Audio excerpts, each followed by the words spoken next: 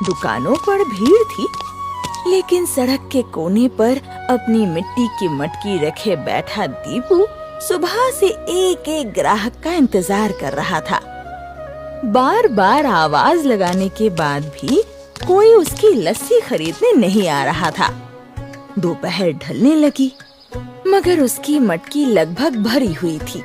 दीपू के चेहरे पर चिंता साफ दिखाई दे रही थी, क्योंकि घर पर उसकी बीमार माँ दवाई का इंतजार जो कर रही थी।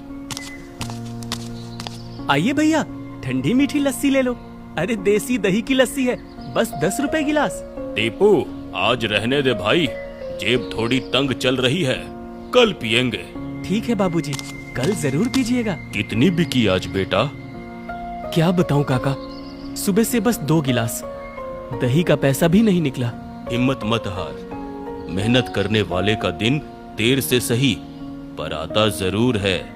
बस यही सोचकर बैठा हूँ काका, नहीं तो मन तो करता है कि सब छोड़ दूं। शाम तक दीपू की आधे से ज्यादा लस्सी नहीं बिकी थी। जेब में सिर्फ 12 रुपए थे।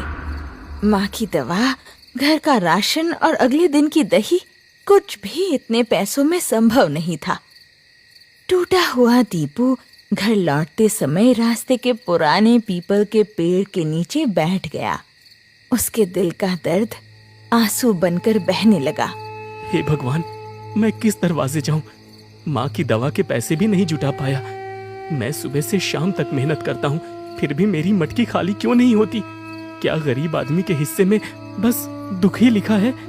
अगर कल माँ की दवा नहीं आई तो उनकी खांसी और बढ़ जाएगी।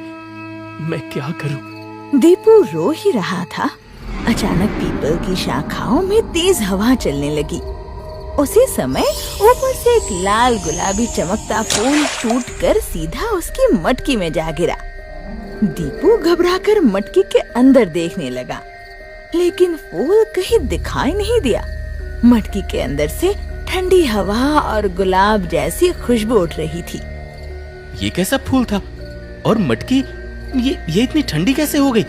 छोड़ो, शायद मेरा वहम होगा। पहले घर चलूं। घर पहुंचते ही दीपू ने अपनी माँ को खांसते हुए पाया।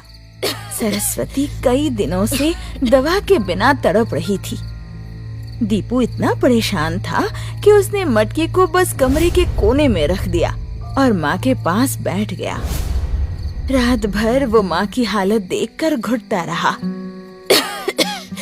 आ गया बेटा, दवाई लाया मेरी।